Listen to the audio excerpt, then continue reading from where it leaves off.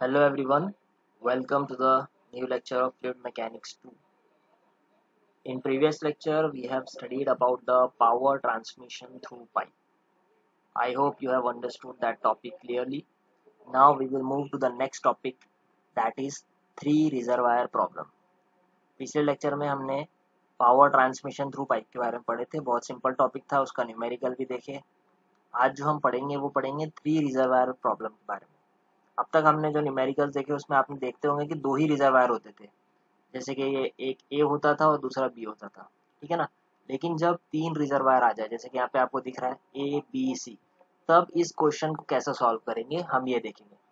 ये क्वेश्चन बड़ा ही इम्पोर्टेंट था। अगर ऑफलाइन एग्जाम होगी या हो सकती है, इस टाइम पे ये क्वेश्चन बहुत इंपॉर्टेंट हो जाएगा जब ऑफलाइन एग्जाम होगी, क्योंकि this question will be of 13 to 14 marks. ये एक ही क्वेश्चन आता था हमेशा एग्जाम में।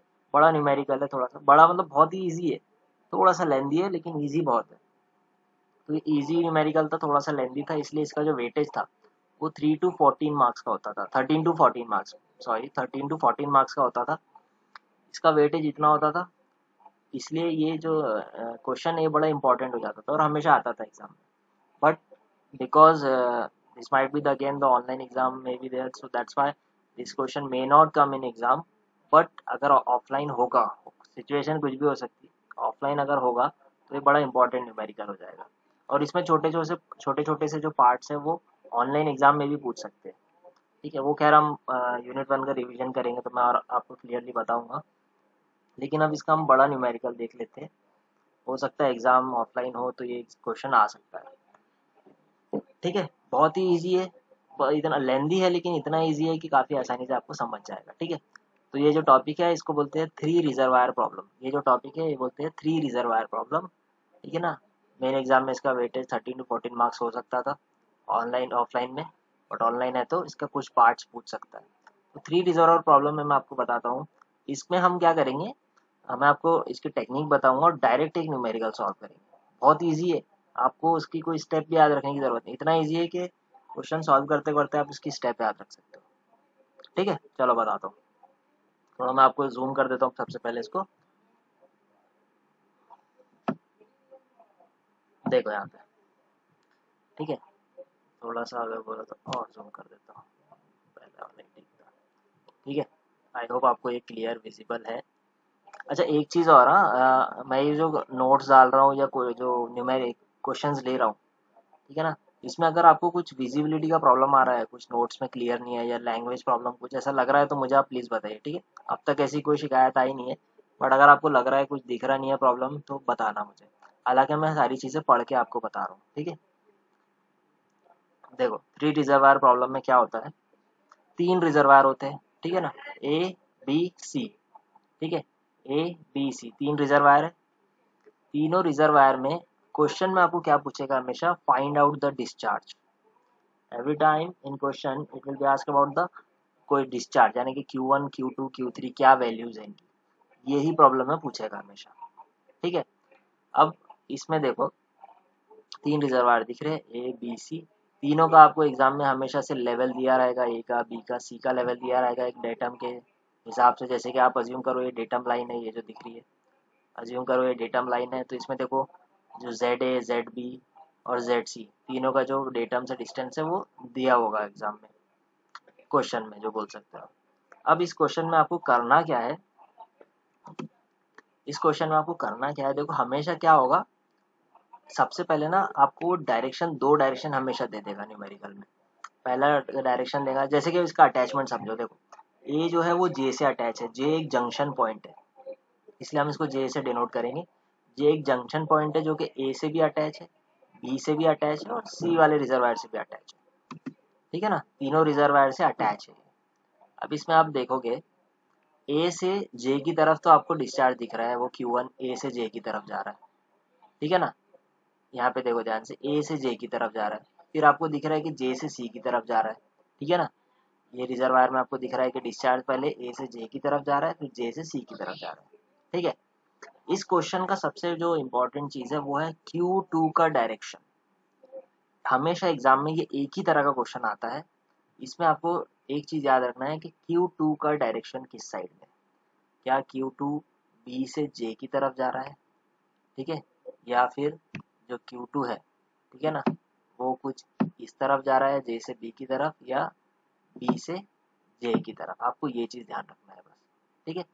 इसमें सबसे मेन ऑब्जेक्टिव इसका जो होता है वो होता है Q2 का डायरेक्शन मार्क करना। देखो यहाँ लिखा भी है Q2 direction is to be decided.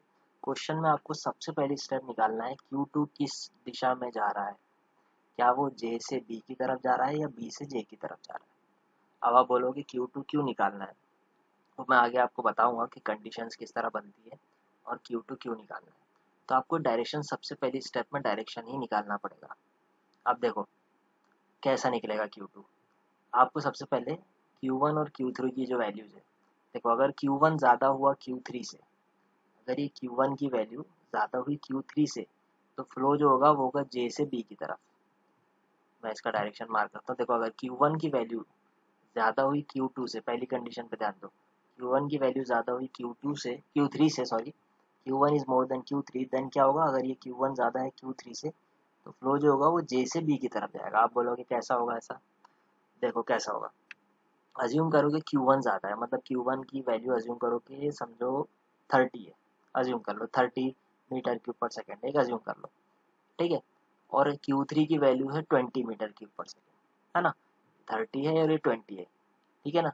बाकी का ये जो इसमें से 30 आ रहा, इधर तो 20 जा रहा, बाकी का 10 कहाँ जा रहा, है ना। 30 में से 20 तो इधर चले आ रहा, 20 मीटर क्यूब पर सेकेंड इधर चला जा रहा, बाकी का 10 कहाँ जा रहा, बाकी का 10 जा रहा होगा J से B की तरफ। सिंपल कंडीशन है। इस अगर ऐसी कंडीशन हुई जिसमें Q1 की ज़्यादा है Q3 से, तो ऑटोमेटिक जो फ्लो है वो J से B की तरफ जाएगा, है ना, J से B की तरफ जाएगा। फिर सेकंड कंडीशन में देखो, अगर Q1 कम हो गया, अगर Q3 ज़्यादा हो गया, यानी कि Q1 आप अज्यूम करो Q1 हो गया 20 और Q3 में आ रहा है 30, है ना। Q3 में Q1 तो 20 भेज रहा है और Q3 में कितना आ रहा है 30, यानी कि 10 कहाँ से आ रहा है, तो वो 10 कहाँ से आ रहा होगा B से J की तरफ, तब उसका डायरेक्शन होगा B से J की तरफ, B to J, ठीक है। तो सबसे पहले हम इस तरीके से ही डायरेक्शन मार्क करेंगे। ये जो मेथड है ये आपको बुक्स में नहीं मिलेगा, ये मेथड मैं आपको बता रहा हूँ, बहुत ही अच्छा मेथड है सॉल्व करने का। तो इसका मतलब डायरेक्शन B से J हो गया अगर Q3 ज़्यादा है तो, Q1 ज़्यादा है इसका मतलब डायरेक्शन J से B की तरफ होगा। सबसे इंपॉर्टेंट चीज़ इसको समझना है, नहीं समझा तो ये वीडियो रिपीट करके देखो मैंने जो बताया आपको, ठीक है। इस तरीके से डायरेक्शन आपको मार्क करना है कि वो J से B की तरफ जा रहा है या B से J की तरफ जा रहा है। और ये कैसा मार्क करेंगे, Q1 और Q3 की वैल्यू को ध्यान में रख के, ठीक है। तो ये डायरेक्शन आपको सबसे पहली स्टेप होती है इसका डायरेक्शन मार्क करना। एक बार डायरेक्शन मार्क हो गया, क्वेश्चन सॉल्व करना बहुत आसान हो जाता है, ठीक है। चलो अब देखते हैं हम कि क्वेश्चन को किस तरीके से मार्क करेंगे। फिर से बता देता हूँ, Q1 अगर ज़्यादा है Q3 से, पहली कंडीशन Q1 ज़्यादा है Q3 से, तो डिस्चार्ज J से B की तरफ जाएगा। क्यों, क्योंकि Q1 में सपोज आपने 30 लीटर्स पर सेकेंड भेजे, अज्यूम करो 30 लीटर्स भेज दिए पानी, 30 लीटर पानी आपने Q1 से भेजे, Q3 में कितना जा रहा है सब अज्यूम करो, Q1 से कम जा रहा है, मतलब कुछ 20 जा रहा है, बाकी का 10 कहाँ चला गया, फिर बाकी का 10 चला गया होगा J से B की तरफ, है ना। सिमिलरली अगर उल्टा हुआ, Q3 ज़्यादा हुआ Q1 से, मतलब Q3 के पास 30 लीटर आ रहा है लेकिन Q1 कितना भेज रहा है 20 लीटर, इसका मतलब Q3 के पास बाकी डिस्चार्ज कहाँ से आ रहा है, B से J की तरफ जा रहा था, तो डायरेक्शन हो जाएगा B से J, ठीक है। आई होप आपको ये समझा है, बड़ा इंपॉर्टेंट है डायरेक्शन कैसा मार्क करना, ठीक है। अब सीधा हम न्यूमेरिकल देखते हैं। न्यूमेरिकल में स्टेप वाइज आपको ऐसा फटक से इतना इजीली समझ में आ जाएगा अगर हम न्यूमेरिकल इसको सॉल्व करते हैं, ठीक है। चलो देखते हैं, देखिए एक क्वेश्चन पढ़ रहा हूँ, ध्यान से सुनो।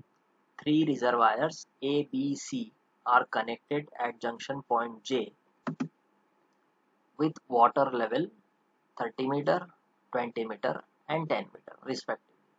The details regarding the pipes are given below in table. Determine the discharge through each pipe. क्या पूछा है, Determine the discharge through each pipe। जैसे मैंने आपको बोला, आपको निकालना क्या पड़ता है, Q1, Q2, Q3 की वैल्यूज निकालना पड़ता है एक्चुअल, ठीक है।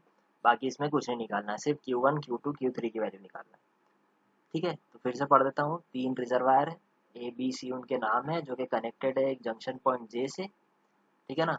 जिसका जो वाटर लेवल है, ए का कितना है 30 मीटर, बी का कितना है 20 मीटर और सी का जो है वो 10 मीटर है।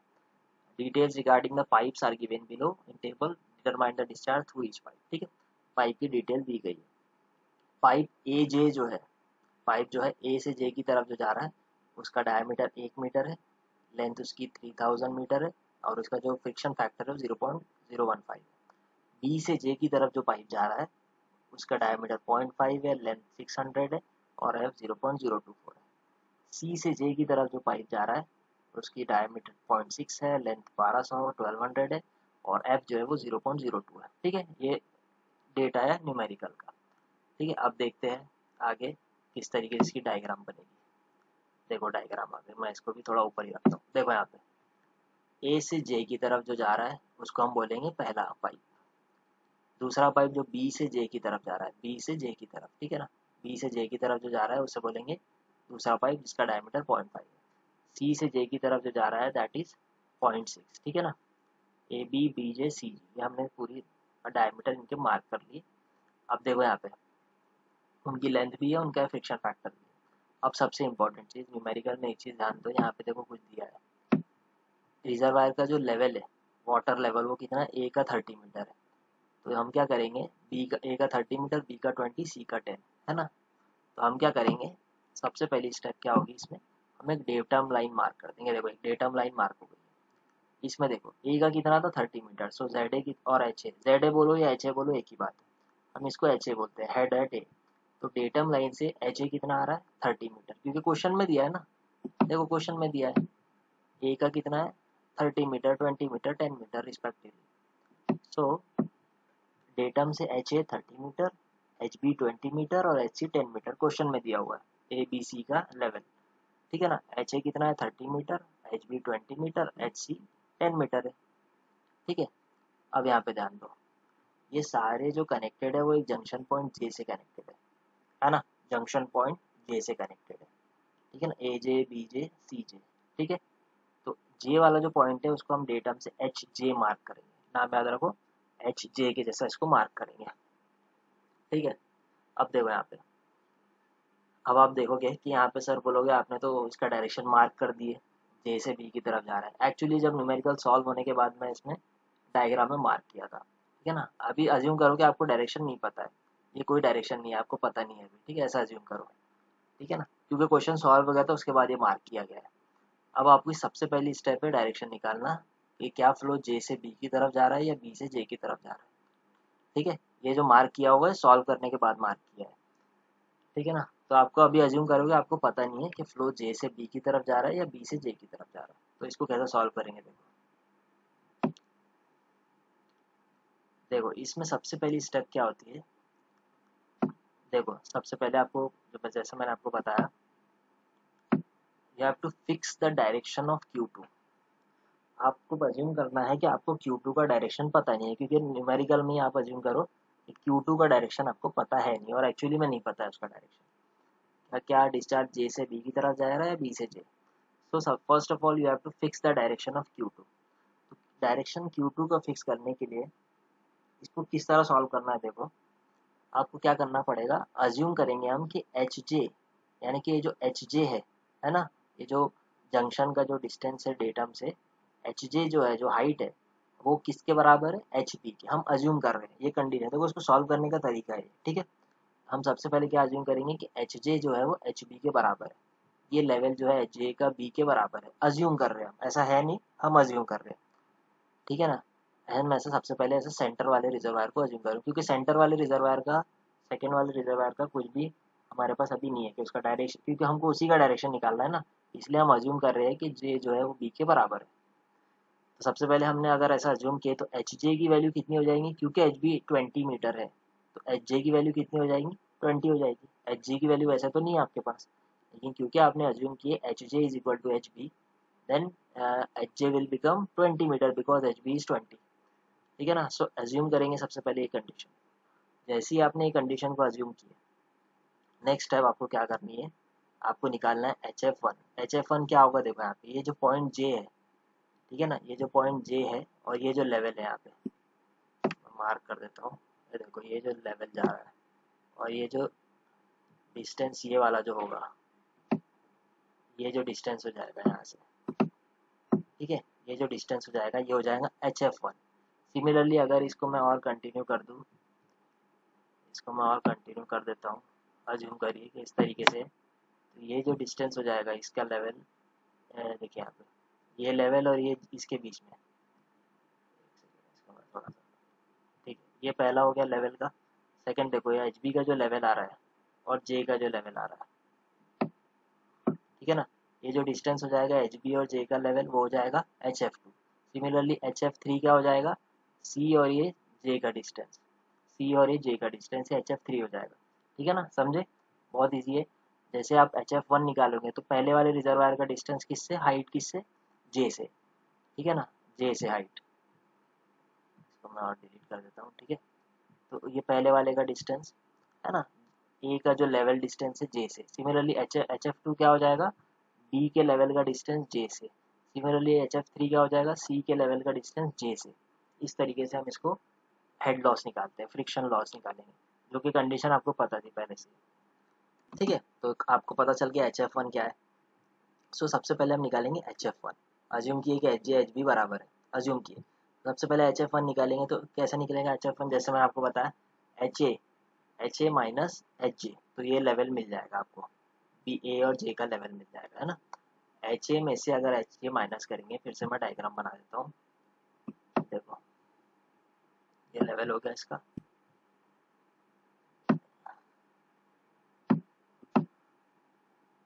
ये देखो ये जो डिस्टेंस हो गया, ये बच रहा है ना, ये एच ए था टोटल, उसमें से एच जे को माइनस करेंगे तो ये जो डिस्टेंस बचेगा ये क्या हो जाएगा हमारा, एच एफ वन, ठीक है ना। ये जो डिस्टेंस हो जाएगा that will be H F one. So ठीक है ना, ये देखो सबसे पहले हम क्या करेंगे, आपके पास एच एफ वन निकालना है आपको। सबसे पहले आप क्या करोगे, जैसे मैंने आपको बताया एच ए में से एच जे माइनस कर देंगे, है ना। तो ये जो डिस्टेंस बच जाएगा, फिर से मैं बना देता हूँ, ये जो डिस्टेंस बच जाएगा,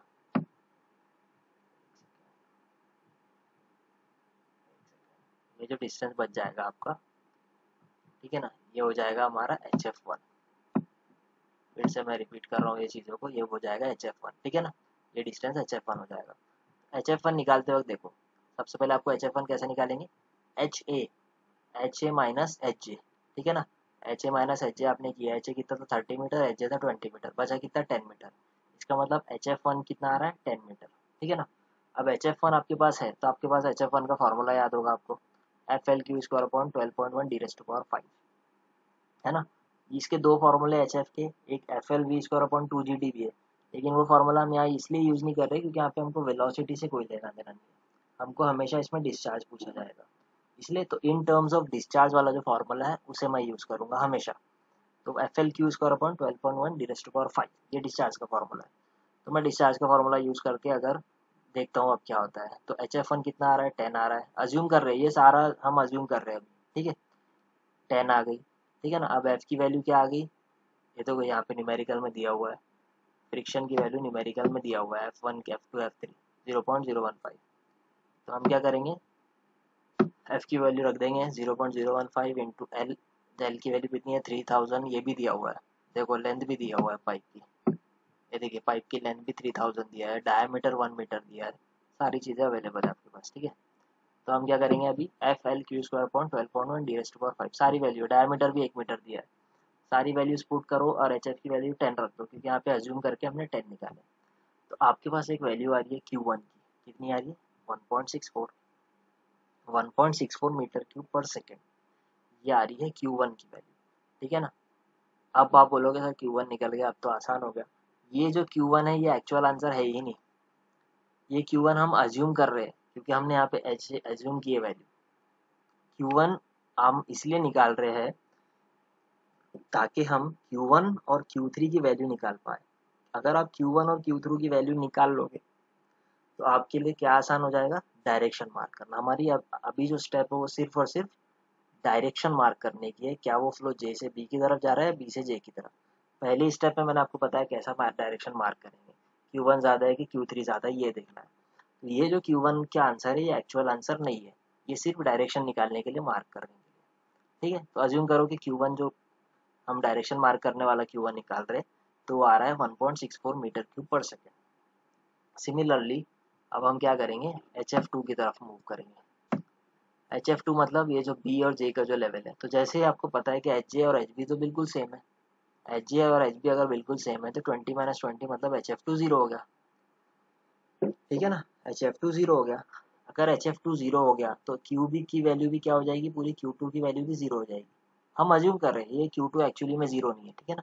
ये वैल्यू वैसे भी अगर आप इसको सॉल्व भी नहीं करोगे तो कोई प्रॉब्लम नहीं, HF2 को, तो HF2 की वैल्यू वैसे भी 0 आ जाएगी। हम अज्यूम कर रहे हैं Q2 की वैल्यू 0 आई, ठीक है ना। आप बोलोगे सर Q2 0 है तो डायरेक्शन क्यों मार्क करना है, मैं बार बार रिपीट कर रहा हूँ। इसको सिर्फ हम डायरेक्शन निकालना है हमको, J से B की तरफ जा रहा है, B से J की तरफ। Q2 की वैल्यू एक्चुअली में है, लेकिन सिर्फ न्यूमेरिकली हम उसको अभी थोड़ी देर के लिए Q2 को 0 मार्क कर रहे हैं। नेक्स्ट स्टेप जो रहेगी हमारी HF3 की, ठीक है ना। अब आपने HF3 निकालना है। C और J का जो लेवल डिफरेंस है 10, HC की वैल्यू थी तो HJ कितना था 20, तो कितना आ जाएगा ये HC, देखो HF3 कितना आ जाएगा, HJ माइनस HC हो जाएगा, HJ minus HJ, HB minus HJ, अब HG माइनस HC हो जाएगा। कितना लेवल डिफरेंस है, ठीक है ना। देखो यहाँ पे कितना लेवल डिफरेंस है, HJ जो था वो 20 मीटर था और HC कितना है, HJ जो था 30 मीटर था, 20 है, ठीक है ना। है ना, ये वैल्यू दी है, देखो HG की वैल्यू कितनी है 20 मीटर। सॉरी यहाँ पे थोड़ा सा करेक्शन है, यहाँ पे इसको आप 20 कर लेना, मैं इसको मार्क कर देता हूँ। ये जो वैल्यू है ये 20 है, ठीक है ना। ये वैल्यू जो है ये 20 है और ये वैल्यू जो है वो 10 है।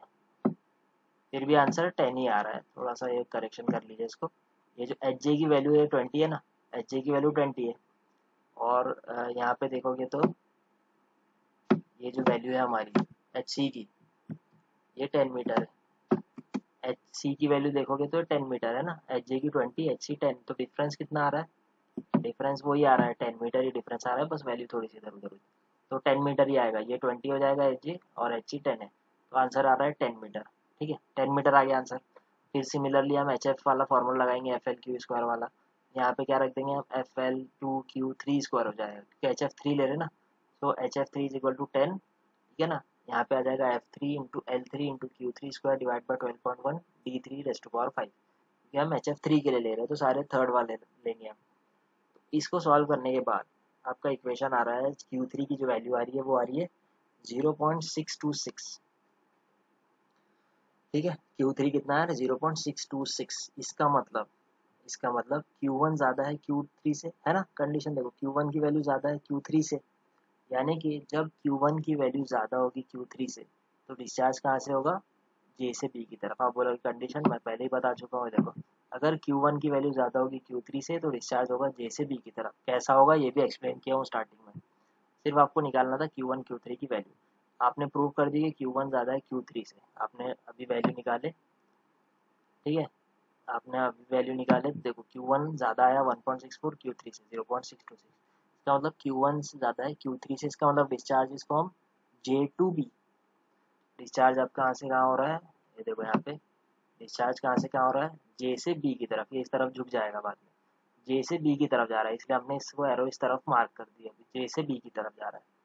अब अगर J से B की तरफ जा रहा है तो क्या आपको नहीं लगता है कंडीशन हम यहाँ बना सकते हैं, कंडीशन क्या बना सकते हैं, Q1 is equal to Q2 plus Q3, ये कंडीशन तो मस्ट है बनाना। जैसे ही आपने डायरेक्शन मार्क कर दिए, नेक्स्ट स्टेप आपकी रहेगी कंडीशन बनाना। कंडीशन क्या बन रही है, Q1 is equal to Q2 plus Q3, condition यही बन रही है ना, Q1 इज इक्वल टू, ये जो Q1 है it is equal to Q2 plus Q3, क्योंकि Q1 ज़्यादा है Q3 से, इसका मतलब डिस्चार्ज Q1 से आ रहा है, कुछ डिस्चार्ज J से B की तरफ जा रहा है Q2, कुछ डिस्चार्ज जो है वो J से C की तरफ जा रहा है Q3। ये कंडीशन तो बना लिया ना हमने। डायरेक्शन देखो यहाँ पे, डायरेक्शन इधर भी जा रहा है और इधर भी जा रहा है, इसका मतलब Q1 is greater then Q2 and Q3, तो इसका मतलब जो भी Q1 से डिस्चार्ज आ रहा है वो दो इसमें डिवाइड हो रहा है, Q2 और Q3, तो कंडीशन क्या बन जाएगी, कंडीशन बन जाएगी Q1 is equal to Q2 plus Q3। ये बड़ी इंपॉर्टेंट कंडीशन है, ये कंडीशन बनाना बहुत ज़रूरी है, इसके बाद ही आगे की चीज़ें सॉल्व होगी, ठीक है। ये कंडीशन बहुत ज़रूरी है, इसके आगे इसके बाद ही ये जो न्यूमेरिकल है वो सॉल्व होगा। अब आपने कंडीशन भी बना लिए, डायरेक्शन भी मार्क कर दिए Q2 का, है ना, Q2 का डायरेक्शन आपने मार्क कर दिए। अब अगली चीज़ देखो क्या रहेगी, नेक्स्ट स्टेप में आपको क्या करना है, एक इक्वेशन और बनाना है। अब देखो आप बोलोगे Q1 Q3 एक्चुअल वैल्यू नहीं है, अज्यूम की हुई वैल्यू, सिर्फ इसको Q2 का डायरेक्शन मार्क करने के लिए हमने निकाले हैं। Q1 और Q3 actual Q1 Q3 value नहीं है, it is we have determined the value of Q1 Q3 only to mark the direction of Q2, सिर्फ इसी के लिए हमने निकाले थे। अब उसके बाद देखो आप क्या करोगे, आपको फॉर्मूला पता है कि एच एफ का F L Q square upon 12.1 D raise to power 5। हम आगे थोड़े से बड़े बड़े इक्वेशन है, इसलिए हम इसको ना एक बड़ी आसान तरीके से सॉल्व करने के लिए हम एक टर्म यूज़ कर रहे हैं यहाँ पे आर का, रेजिस्टेंस आर का। ये जो आर है, ये जो आर होता है, इसकी जो वैल्यू होती है वो होती है F L divide by 12.1 D raise to power 5, यानी कि F L divide by 12.1 D raise to power 5। इस वैल्यू को, ये जो टर्म है Q2 को, अगर Q स्क्वायर को अगर आप छोड़ दोगे, ये जो बचा हुआ टर्म है इसको बोलते हैं आर। ठीक है, ये आर होता है। तो अब एच एफ का फॉर्मूला हम इस तरह भी लिख सकते हैं ना, आर क्यू स्क्वायर, है ना। यहाँ पे अगर मैं बचे हुए टर्म में F L divide by 12.1 D raise to power 5 को अगर मैं आर लिखूँ तो हम आर क्यू स्क्वायर भी लिख सकते हैं, एच एफ को लिख सकते हैं, है ना। तो H F is equal to R Q square होगा, फॉर्मूला याद रखो। और उसके बाद अगर इसको मैं इस तरह भी लिख सकता हूँ, क्यू इज इक्वल टू बाकी H F divide by R हो जाएगा और क्यू स्क्वायर का अंडर रूट चला जाएगा, तो इस तरह भी लिख सकता हूँ, H Q is equal to H F divide by under root R, है ना। इस तरह भी लिख सकता हूँ। तो हम क्या करेंगे, इस तरीके से एक नया वाला फार्मूला बना लेंगे। फार्मूला बना नहीं है मतलब थोड़े से अपने टर्म को इधर उधर करके ये नई चीज़ बना है, क्यू का फार्मूला। ठीक है, इतना समझ गया। स्टेप मार्किंग ए किस तरीके से डायरेक्शन मार्क किए, किस तरीके से कंडीशन बनाए, ठीक है ना। अब आपकी नई स्टेप स्टार्ट हो रही है यहाँ से, सेकेंड पार्ट जो कि है आपका Q1 Q2 Q3 की एक्चुअल वैल्यूज निकालना। अब इसमें कितना एक्चुअल डिस्चार्ज हो रहा है वो निकालना है आपको, है ना। ये एक्चुअल डिस्चार्ज कितना हो रहा है, Q1 Q2 Q3 का कितना डिस्चार्ज है। ये वैल्यूज जो थी ये सिर्फ अज्यूम किए थे हमने Q2 के डायरेक्शन के लिए, ठीक है ना। तो अब देखो हम कैसा सॉल्व करेंगे इसको। आपने ये इक्वेशन बना लिया है Q का। अब देखो यहाँ पे हम क्या करेंगे, इसको और आसानी से, ताकि न्यूमेरिकल आसानी से सॉल्व हो जाए, इसलिए हमने Q का ये फार्मूला बनाया है। देखिए यहाँ पे सबसे पहले मैंने जैसा आपको बताया ये इक्वेशन हमने बना ली है, Q is equal to under root H F divide by R. इसलिए अगर हम यहाँ पे Q1 ले रहे हैं तो H F one divide by under root R हो जाएगा, ठीक है ना। Under root H F one divide by R one इस तरीके से हो जाएगा। आर वन की वैल्यू कैसे निकालेंगे, जैसे अभी बताया मैंने आपको, F one L one divide by 12.1 D raise to power 5, है ना। यही निकालेंगे ना आर वन की वैल्यू, इस तरीके से सब। तो हम आर वन निकालेंगे, एफ वन एल वन सारी चीज़ें, फ्रिक्शन फैक्टर, लेंथ पहले पाइप की, सब कुछ दिया हुआ है। सारी वैल्यूज रखने के बाद आर वन की वैल्यू आ रही है 3.71, ठीक है। अब आपके पास अगर 3.71 आ रही है तो आप क्या करेंगे, Q1 वाले फॉर्मूले में रखेंगे H F one divide by under root R one. तो under root H F one divide by R one की जगह हम, ये आर वन की जगह अब ये 3.71 रख देंगे, तो वैल्यू पुट किए। अगर आप 1/3.71 अंडर रूट करोगे तो आंसर आएगा 2.69, ठीक है ना, 0.269 आ जाएगा। तो ये जो आंसर आया इसको हम एच एफ वन के टर्म में लिख देंगे। Q1 की वैल्यू आ जाएंगी under root 0.269 H F one. तो ये होगा हमारा पहला इक्वेशन। इस तरीके से इक्वेशन बना के सॉल्व करेंगे ताकि और आसान हो जाए, ठीक है ना। तो Q1 को हम इस तरीके से लिख देंगे, ठीक है। ठीक है, तो Q1 का इक्वेशन बन गया। सिमिलरली R2 भी वैसे ही करेंगे। Similarly F2 L2 divide by 12.1 D2 raise to power 5 same value रखेंगे। उसके आंसर देखो कैसा आएगा, 38.08। सारी वैल्यूज क्वेश्चन में दी गई है F2 L2 D2 की, ठीक है ना, चेक कर लीजिए 38.08। सिमिलरली फिर Q2 में हम under root H F two divide by Q2 कर देंगे, यहाँ पे सॉरी R2 कर देंगे। ये R2 की वैल्यू यहाँ रख देंगे जैसा कि इक्वेशन में हमने निकाले। H F one R one की जगह हम H F two R two रख देंगे। तो Q2 का इक्वेशन इस फॉर्म में मिल जाएगा, आपको सॉल्व करके देख लीजिए। सिमिलरली हम क्या करेंगे, फिर R3 निकालेंगे, F3 L3 divided by 12.1 D3 raise to power 5, ठीक है ना। R3 निकाल लिए। उसके बाद Q3 कैसा निकलेगा, under root H F three divide by R3। तो Q3 के किस टर्म में मिलेगा, under root 0.039 H F three. तो ये तीनों हमको मिल गया, है ना, Q1 Q2 Q3 का। ये बहुत ही इंपॉर्टेंट स्टेप है कि अगर आप इस तरीके से करोगे तो इतना आसान हो जाएगा न्यूमेरिकल, अदरवाइज और कॉम्प्लिकेटेड हो जाएगा। लेकिन इसको हम सिंप्लीफाई कर रहे हैं, ठीक है ना, इसलिए ये स्टेप भी ज़रूरी है। Q1 को हमने HF1 के टर्म में निकाल लिया, Q2 को HF2 के टर्म में, Q3 को HF3 के टर्म में। ये बड़ी इंपॉर्टेंट स्टेप है, ये करना है आप लोगों को। Q1 Q2 Q3 ये तीनों मिल गए हमको, ठीक है ना, HF के फॉर्म में। अब हमको याद होगा आपको कि हमने कंडीशन निकाले थे। कंडीशन जो हमारी बनी थी वो ये थी कि Q1 जो है वो is equal to Q2 plus Q3। कैसी कंडीशन है ये भी आपने देख लिया, ये कंडीशन हमको मिली थी, है ना, Q1 is equal to Q2 plus Q3। आपको इसी को प्रूव करना है। अल्टीमेट ऑब्जेक्टिव इस न्यूमेरिकल का है इस कंडीशन को प्रूव करना है आपको, ठीक है ना। प्रूव करने के बाद ही हमको Q1 Q2 Q3 की वैल्यूज मिलेगी, ठीक है। अब इस कंडीशन को कैसा प्रूव करेंगे देखो। अब यहाँ पे देखो एक चीज़ लिखी है, as flow is from J to B, है ना। फ्लो जो था हमारा वो कहाँ से कहाँ तक क्या था, J से B की तरफ जा रहा है। देखो यहाँ पे फिर से दिखा रहा हूँ, as the flow is from J to B, J से B की तरफ जा रहा था ना फ्लो। अगर फ्लो J से B की तरफ जा रहा है तो इसका मतलब ये जो J का पॉइंट है ये बढ़ ज़्यादा होगा B के पॉइंट से लेवल। J का जो लेवल है वो B से तो ज़्यादा ही होगा, इसलिए एच जे जो है वो एच बी से ज़्यादा होगा, तभी तो फ्लो Q2 J से B की तरफ जाएगा, अदरवाइज इस ऊपर थोड़ी ना जाएगा। ये जो फ्लो हो रहा है ग्रेविटी की वजह से हो रहा है। सो अगर जो Q2 J से B की तरफ जा रहा है इसका मतलब J हायर लेवल पे है और B जो है वो लोअर लेवल पे है, ठीक है ना। ये चीज़ याद रखेंगे, तो इसलिए हम यहाँ पे ये कंडीशन देखो मार्क करेंगे, as flow is from J to B it means H J is greater than H B, ठीक है ना। Height of J is greater than height of B, ठीक है ना। जो हेड है J का वो हेड है B से ज़्यादा है, और एच बी कितना है हमारा अवेलेबल, ये जो एच बी है, अगर एच जे वो ज़्यादा है एच बी से तो एच बी कितना है 20 मीटर। तो इसका मतलब आप ये भी बोल सकते हो एच जे की वैल्यू जो है वो 20 मीटर से ज़्यादा है ना। It means you can say that H J is greater than 20 metre. ये बहुत ही इंपॉर्टेंट है, आपको एक एच जे की रफ वैल्यू पता होना चाहिए। एच जे की एग्जैक्ट वैल्यू हमें भी नहीं पता है, लेकिन हमको एक रफ वैल्यू पता होना चाहिए कि एच जे की जो रफ वैल्यू है वो 20 से ज़्यादा है, क्योंकि वो एच बी से ज़्यादा है एच जे, है ना। तो सबसे पहली step H J is greater than 20 metre. Why, because H J is greater than H B. तो एच बी 20 है तो एच जे की मीनिंग क्या हो गया कि एच बी भी 20 से ज़्यादा है, 20 से ज़्यादा है। अभी हम क्यों निकाल रहे हैं, क्योंकि अब हमको इटरेशन स्टार्ट करना है, ठीक है ना। अब हमको क्योंकि इटरेशन स्टार्ट करनी है, ये इटरेशन के लिए हमको एक एच जे की रफ वैल्यू पता होना चाहिए था। तो हमने एक रफ वैल्यू पता की कि एच जे जो है एच बी से ज़्यादा है, एच बी की वैल्यू 20 है, इसका मतलब एच जी की जो रफ वैल्यू आएगी वो 20 के ऊपर ही है। एच जे इतना कन्फर्म है कि एच जे जो है वो 20 से ऊपर है, 20 के ऊपर है ना, 20 के ऊपर। तो अब इसमें हम क्या करेंगे, सबसे पहले फर्स्ट इटरेशन करेंगे। फर्स्ट इटरेशन में हम क्या करेंगे, अज्यूम करेंगे कि एच जे जो है वो 25 है। आप बोलोगे 25, आप 22 लो, 21 लो, 23 लो, आपकी मर्जी।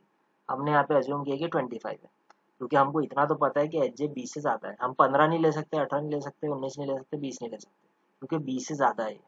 अब 20 से ज़्यादा कितना भी हो सकता है, 20.5, 21, 22, कितना भी ले सकते हो आप। मैंने अज्यूम किया कि एच जे की वैल्यू 25 है। अब मैं इसको पूरा सॉल्व करने के बाद ये कंडीशन में लगाऊंगा और चेक करूंगा मैंने जो अज्यूम किया वो करेक्ट है क्या नहीं है। तो सबसे पहले अज्यूम करेंगे एच जे इज़ 25, एक रफ वैल्यू अज्यूम किए। अगर आपने एच जे 25 अज्यूम किए, एच एफ वन पुराना फार्मूला देखो जैसा हमने निकाले थे यहाँ पे, एच एफ वन, ये देखिए H F one H A minus H J, H F two H B minus H J, H F three H C minus H J minus H C. ये कैसा आया था मैंने आपको बताया। सिमिलरली अगर आप एच जे की वैल्यू फिर से अज्यूम कर रहे हो एक्चुअल, अब ये एक्चुअल सॉल्व कर रहे हैं हम, ठीक है ना। अब हमने एच जे की वैल्यू 25 अज्यूम की, तो एच एफ वन कितना हो जाएगा, एच ए माइनस एच जे, जैसा प्रीवियसली सॉल्व किया। एच जे 30 मीटर है डेटम से, तो एच जी कितना हो जाएगा 25, 30 माइनस 25 यानी कि एच एफ वन 5 आ रहा है, एच एफ वन 5 मीटर आ रहा है। अब देखो एच एफ वन 5 मीटर आया, अब देखो फायदा, ये जो बड़े हमने 3 इक्वेशन बनाए ना, ये क्वेश्चन को बहुत सिंप्लीफाई कर देगा। क्यू वन कितना आया था, under root 0.269 H F one. तो हम आराम से यहाँ पे क्यू वन निकाल लेंगे। अब देखो Q one 0.269 H F one, क्योंकि ये इक्वेशन कहाँ से आया, ये जो इक्वेशन है अभी हमने निकाले, ये देखो ऊपर क्यू वन का इक्वेशन 0 एच एफ वन, है ना। तो हम क्या करेंगे अब, सिमिलरली क्यू वन की वैल्यू यहाँ पे निकालने की कोशिश करेंगे। Under root 0.269 H F one, H F one का है ये अभी निकाले 5 मीटर अज्यूम करके एच जे, ये कितना आया 5 मीटर। तो एच एफ के वन की जगह 5 मीटर रख देंगे, तो ये क्या आ रहा है क्यू वन 1.159 आ रहा है। तो क्यू वन कितना आ रहा है 1.159 आ रहा है, ठीक है। सिमिलरली एच एफ टू निकालेंगे, एच एफ टू कैसे निकालेंगे, H J minus H B, second वाला था बी, बी पॉइंट, तो एच एफ टू कितना हो जाएगा H J minus H B. ये आपको पता है कैसा निकाला है, H F two, H F one, H F three. तो एच जे की वैल्यू कितनी ली हमने 25, एच जे एच बी कितना था 20, है ना, एच बी 20 था। कितना आ रहा है डिफरेंस, 5 मीटर, यानी कि HF2 कितना आ रहा है, 5 मीटर। तो Q2 का इक्वेशन यूज करेंगे। Q2 का भी इक्वेशन हमने यहाँ पे बनाया, देखो Q2 का भी इक्वेशन बनाया, √0.0262 HF2। सिमिलरली वो भी यहाँ पे रख देंगे, 0.262 √HF2, यानी कि √5, HF2 की वैल्यू 5 आई। Q2 कितना आ रहा है अब हमारा इसके हिसाब से, 0.36 मीटर क्यूब पर सेकेंड, है ना, 0.36 मीटर क्यूब पर second. Similarly H F three भी निकालेंगे, H J minus H C हो जाएंगे। एच सी का लेवल 10 है और एच जी एज्यूम की है 25, डिफरेंस कितना आ रहा है, 15 मीटर। फिर सिमिलरली ये देखो, इसका भी इक्वेशन बनाया Q3 का, √0.3039 HF3, ये भी इक्वेशन बनाए थे। तो Q3 का यहाँ पे वैल्यू रख देंगे, तो Q3 कितना आ रहा है हमारा, 0.76 मीटर क्यूब पर सेकेंड। अभी आपने तीनों वैल्यू निकाल ली, Q1 Q2 Q3 की, है ना। अभी भी न्यूमेरिकल सॉल्व नहीं हुआ है, ठीक है ना। हमने डिस्चार्ज भले ही निकाल लिए, लेकिन अब हमको ये तीनों वैल्यू को लेके इस कंडीशन में डालना पड़ेगा। अगर इस कंडीशन में सेटिस्फाइड नहीं होगा तो हमको फिर से वैल्यू दूसरी अज्यूम करना पड़ेगा। अगर Q1 के बराबर Q2 प्लस Q3 नहीं आया तो हमको फिर से इटीरेशन करना पड़ेगा, जैसे कि यहाँ पे हम आगे कर रहे हैं। देखिए Q1 Q2 Q3 की वैल्यूज आपके पास आ गई ना। अब हम इसको इक्वेट करके देखते हैं, हमारी ये जो एक्चुअल कंडीशन है इसमें रख के देखते हैं। ये देखिए, ये हमारी कंडीशन थी, Q1 is equal to Q2 plus Q3। Q1 कितना आया, 1.159, यानी कि ऑलमोस्ट 1.16, ऑलमोस्ट, ठीक है ना। Q2 कितना आया था, 0.36, रख दिया वैल्यू, प्लस Q3 कितना आया था, 0.76, वैल्यू रखने के बाद आपका इक्वेशन ये बन रहा है, 1.16 इज इक्वल टू 1.12। इसका मतलब कंडीशन सेटिस्फाइड नहीं हो रही है, बहुत माइनर डिफरेंस है लेकिन सेटिस्फाइड नहीं हो रही है, कंडीशन नॉट सेटिस्फाइड लिख दो। और अब हमको क्या करना पड़ेगा, नेक्स्ट इटरेशन यानी कि सेकेंड इटरेशन की तरफ मूव करना पड़ेगा। फर्स्ट इटरेशन ने हमारी कंडीशन सेटिस्फाइड नहीं किया, तो अब हम क्या करेंगे, सेकेंड कंडीशन में, सेकेंड इटरेशन में ट्राई करने की कोशिश करेंगे। सेकेंड इटरेशन में हम क्या करेंगे, एच जे की वैल्यू जो अज्यूम किए थे पहले 25, अब हम क्या करेंगे, थोड़ी सी वैल्यूज को बढ़ा देंगे, एच जे की वैल्यू को थोड़ा सा बढ़ा देंगे। कितना बढ़ाएंगे, कितना बढ़ाएंगे, देखो यहाँ पे 1.16 और 1.12 बहुत ही माइनर, 0.4 का डिफरेंस है ना, 0.4 के करीब का डिफरेंस है, सॉरी। तो क्या करेंगे हम, 0.2 बढ़ा देंगे। अज्यूम करते हैं कि 0.2, आप 26 लो, 27 लो, 28 लो, कुछ भी लो, ठीक है ना। आपको ये जो अज्यूमशन वाली वैल्यू है आप अपने हिसाब से ले सकते हो, लेकिन आपको थोड़ा सा दिमाग लगाना है। ये दोनों का जो डिफरेंस आ रहा है वो कितना आ रहा है, 0.4 के करीब आ रहा है। तो मैं अज्यूम करता हूँ कि मैंने 0.2 बढ़ा दिया फॉर एग्जाम्पल, ठीक है, 0.2 बढ़ा दिया। तो हम क्या करेंगे, आप देखो 25.2 की कंडीशन को अप्लाई करते हैं यहाँ पे, एच जे की वैल्यू 25.2, सेम चीज़ रिपीट करेंगे, पूरी चीज़ें जैसा हमने पहले की है, सारी चीज़ें रिपीट करेंगे। देखो HF1 HA माइनस एच जे, तो HF1 की वैल्यू 30 थी, अभी एच जे की वैल्यू 25.2 हो गई, तो HF1 4.8 आया। सेम Q1 की वैल्यू में रखो, Q1 के आंसर आ गया इतना। सिमिलरली HF2 निकालो, H J minus H B, H J की वैल्यू 25.2 रखो, पहले 25 थी, ठीक है ना, आंसर आ रहा है 5.2। Q2 के हिसाब से आ रहा है 0.36। सिमिलरली फिर आगे बढ़ेंगे हम, HF3 निकालेंगे, HF3 के लिए 25.2 माइनस 10, सेम सिमिलर, पूरा स्टेप सेम है, बस एच जे की वैल्यू थोड़ा सा 0.2 कर दी हमने, बढ़ा दी, 25.2 कर दी। Q3 की वैल्यू आ रही है 0.77। अब यहाँ पे सेम कंडीशन लगाएंगे, अब लगा के देखते condition, Q1 is equal to Q2 plus Q3। Q1 आया 1.136, Q2 आया 0.36, Q3 आया 0.77, दोनों को ऐड किएंगे करेंगे तो कितना आ जाएगा, 1.13। इसका मतलब सेकेंड इटरेशन आपकी सेटिस्फाइड कर रही है, क्योंकि exact Q1 is equal to Q2 plus Q3 की वैल्यू आ गई, ये हमारा कंडीशन सेटिस्फाइड है। यहाँ पे न्यूमेरिकल हुआ सॉल्व, ठीक है, ये कंडीशन हो गई सेटिस्फाइड। इसका मतलब Q1 Q2 Q3 की जो वैल्यू हमने निकाले वो करेक्ट थी। Q1 की वैल्यू 1.13, Q2 की वैल्यू 0.36, Q3 की 0.77, ठीक है, ये कंडीशन पूरी करेक्ट थी।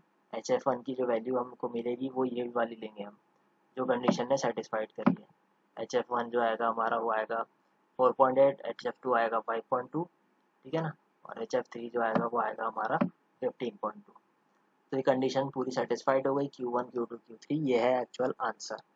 जब तक कंडीशन सेटिस्फाइड नहीं होगी तब तक आंसर ये नहीं आएगा, ठीक है ना। अब क्योंकि कंडीशन सेटिस्फाइड हो गई है तो आंसर करेक्ट ही है। ठीक है। तो ये पूरी स्टेप थी 3 रिजर्वायर की, इस तरीके से आंसर निकाले जाएंगे। ठीक है ना। फ्लो जे से बी की तरफ था, अगले इसमें बी से जे की तरफ भी जा सकता है, तो उसकी कंडीशन यहाँ पे Q3 is equal to Q1 plus Q2 हो जाएगी। इस तरीके से चेंजेस छोटे मोटे हो सकते हैं। न्यूमेरिकल बहुत इजी था, आप लोग ट्राई करो। इसमें अगर कुछ नहीं समझा है तो मुझसे ज़रूर पूछिए। ठीक है, इंपॉर्टेंट न्यूमेरिकल है, कुछ नहीं समझा है तो मुझे ज़रूर पूछिए। ठीक है, इस तरीके से फाइनली सॉल्व हो गया। जब तक ये कंडीशन सेटिस्फाइड नहीं होगी तब तक ये आप इक्वेशन ये आंसर नहीं लिख सकते। अगर अगर ये कंडीशन अभी सेटिस्फाइड नहीं होती तो हम इटरेशन 3 की तरफ जाते थे। ठीक है, तो ये कंडीशन Q1 Q2 Q3 की वैल्यू आ गई। मिनिमम एग्जाम में याद रखिए आपको 2 कंडीशन तो भी करनी है। ठीक है ना, एक अंदाज़ा लगा के करना है। ऐसा नहीं कि आपने एक वैल्यू अज्यूम किया और सॉल्व करना चालू। कैलसी में पहले रफ निकाल लेंगे, अगर लग रहा है कि कंडीशन सॉल्व हो रही है तो वो वैल्यू लेके आगे बढ़ेंगे। ठीक है, ट्रायल एंड एरर मेथड से इसको सॉल्व करना है। चलिए, थैंक यू सो मच, ये आंसर आ गया। कुछ नहीं समझा तो मुझसे ज़रूर पूछना। ठीक है, थैंक यू।